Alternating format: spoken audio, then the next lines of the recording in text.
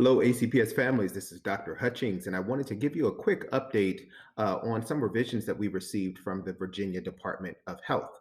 Specifically, on January the 14th, the Virginia Department of Health released a refined or revised version of their guidance for schools to reopen across the Commonwealth of Virginia. Our team has been working to refine our ACPS decision matrix in regards to reopening our school buildings. And I wanted to provide you with a quick overview on what that all means. And first and foremost, I just want to thank our team. I want to thank the Alexandria Health Department for working collaboratively with us. Because as you look at our current, or excuse me, our previous now ACPS decision matrix and compare it to the revisions and the recommendations that the Virginia Department of Health has released on January the 14th, you'll see alignment, which is a great thing. And the reasoning for us having so much alignment prior to them even releasing their document is the simple fact that we have been following the Virginia Department of Health's guidance and the CDC's guidance and the Virginia Department of Education's guidance since March. That is something that we continue to do. I am grateful that we have stayed the course and that we have utilized the resources that have been afforded to us over this period of time. And that is why you're seeing the same language and the same guidance and the same recommendations from the Virginia Department of Health. And I'm thankful that they finally have released a matrix for school divisions across the Commonwealth of Virginia to follow. But I wanted to start with that, and then I wanted to just go over a couple of the refinements that actually did occur on this matrix from the new guidance. First and foremost, if you refer to the considerations for transitioning between instructional models, and this is a specific descriptor or indicator that we have used from the Alexandria Health Department, and it refers to the level of community transmissions. And this is when Dr. Herring provides his updates to the board and also to our transition team each week. There are two core indicators that he primarily looks at each week. Looks at each week. And one is the number of new infections per 100,000. And this is over a 14-day period. There is categorized by moderate risk or less, higher risk, and highest risk. And those numbers have not changed in regards to the revisions that came out of the Virginia Department of Health. So moderate risk is still less than 50, higher risk is still between 50 and 200, and highest risk is greater than 200, and that still remains. If you look at the COVID-19 PCR test positivity rate over a 14-day average, this is where you'll see a couple of changes. In our former ACPS decision matrix, we had under moderate risk less than 5%. With the revisions that came out of the Virginia Department of Health, we are now at less than 8%. Under the higher risk section in our previous ACPS decision matrix, we had between 5 and 10%. And now with the revised guidelines that have come from the Virginia Department of Health, it's now between 8 and 10%. And then the highest risk level for positivity rate has not changed. It's still greater than 10%. And as you'll notice, these changes in the positivity rate, it will afford school divisions to get to a higher risk level or a moderate risk level at a faster pace, because the goal is for us to get students back into our schools sooner than later. And this is why some of these revisions have occurred. Another criteria that was revised with the Virginia Department of Health's guidance is previously under our school impact for our transmission within a school facility.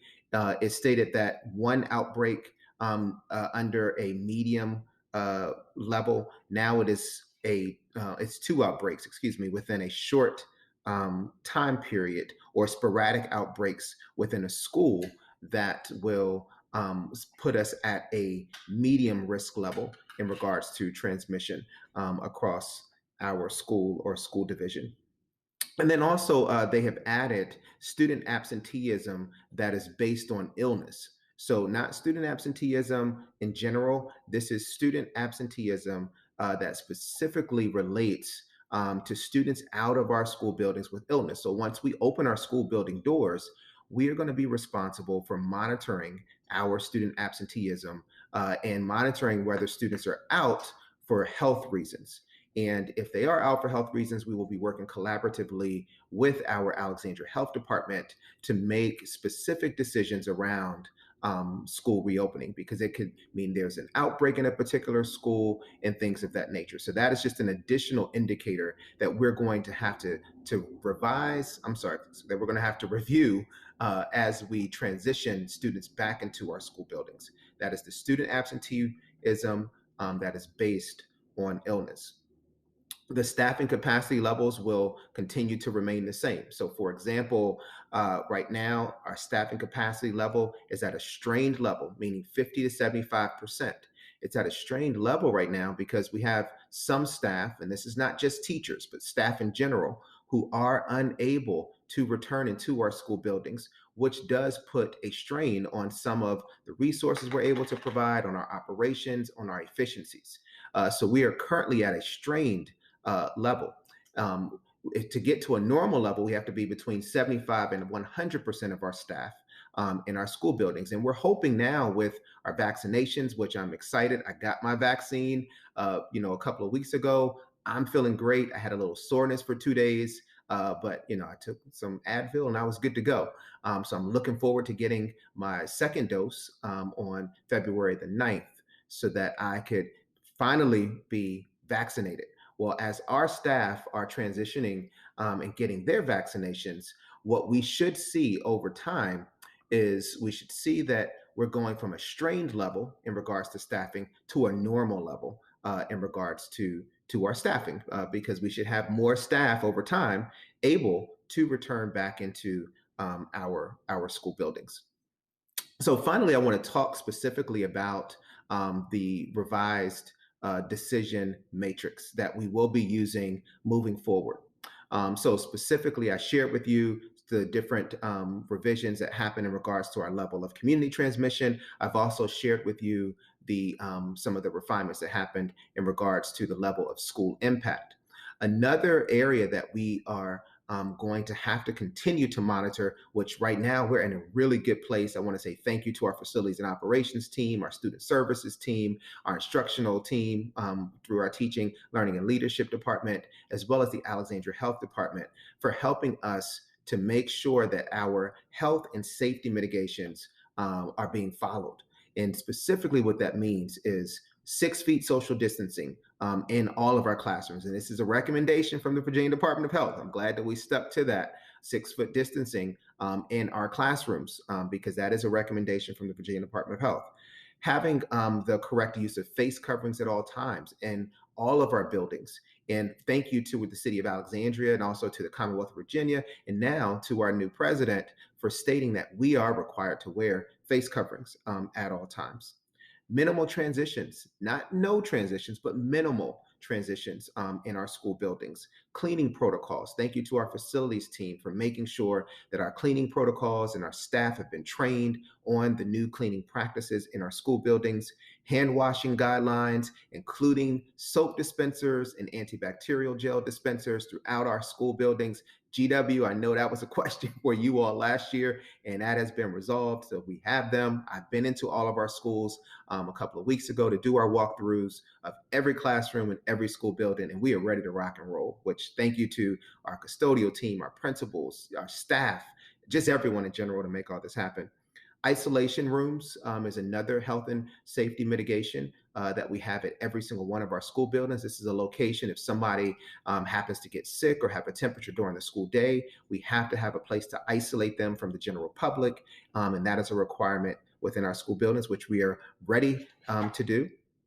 Temperature checks in all of our schools, as well as contact tracing protocols. And this is work that we've been doing with the Alexandria Health Department to make this possible. And then finally, our communication plan in regards to positive cases in Alexandria City Public Schools. We've already had some positive cases because we do have students and staff in our buildings already on a daily basis. And when excuse me, I know my son is making a lot of noise in the background.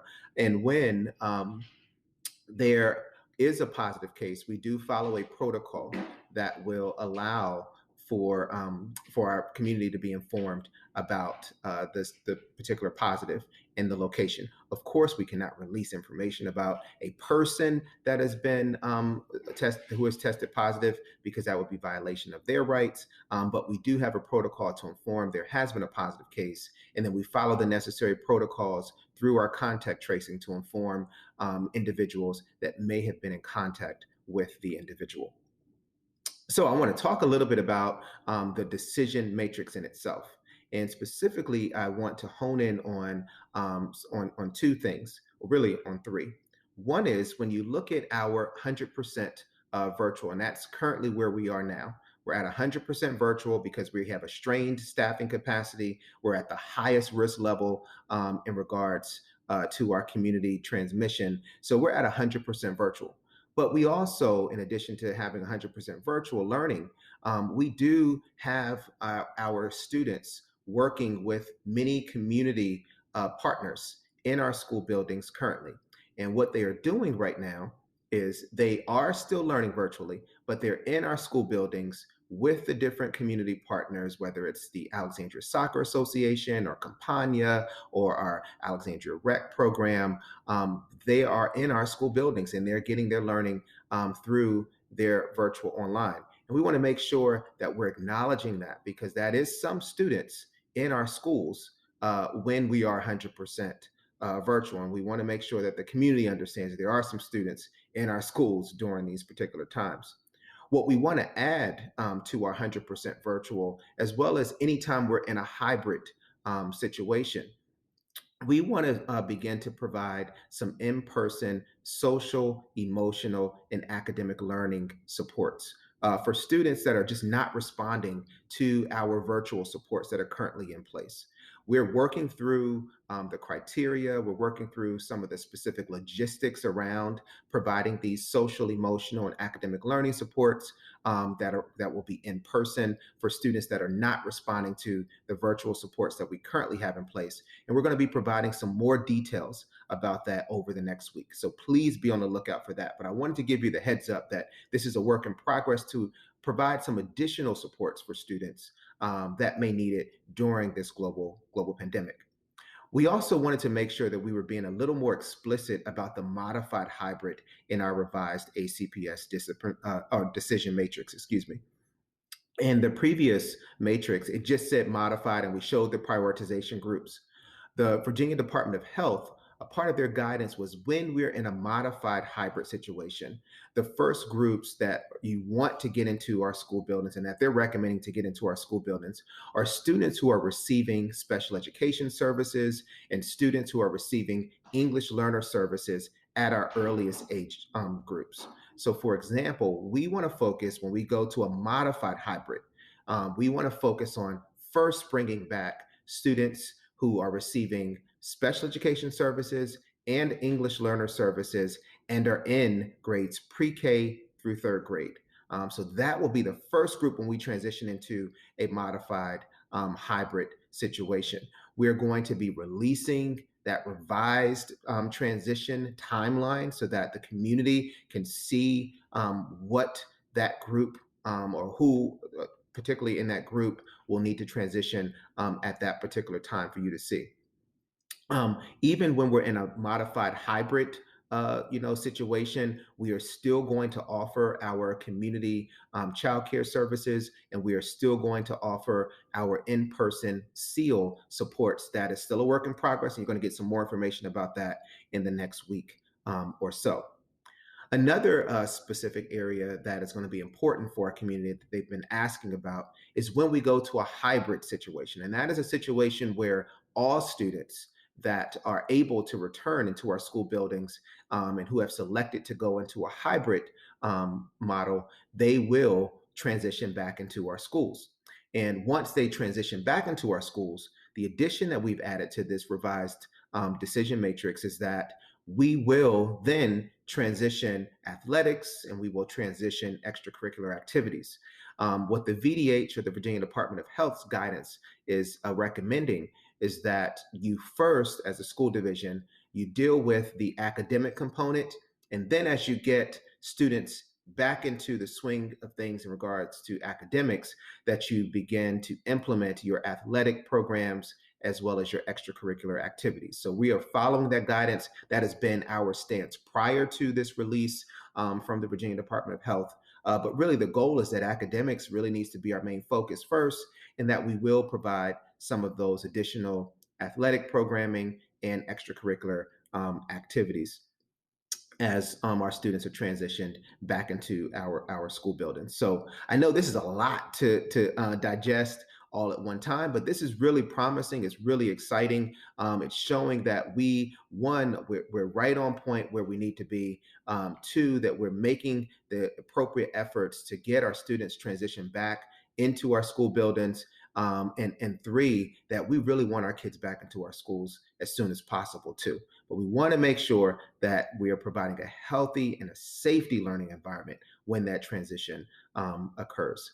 So I want to thank you all, one, for your time. I hope that you were able to follow this through. I know this is one of the longer sessions. I typically don't go this long, but this was very pertinent information that I wanted to make sure we provided to you all in a timely manner. And please know we're going to be sharing some more information over the next week about SEAL supports. These are SEAL, social, emotional, academic learning, in-person supports. And this is going to be for students who are not responding to our virtual supports at the time. And you're going to get some more information over the next week about that. So stay healthy, stay safe, and please continue to stay engaged. Have a great day.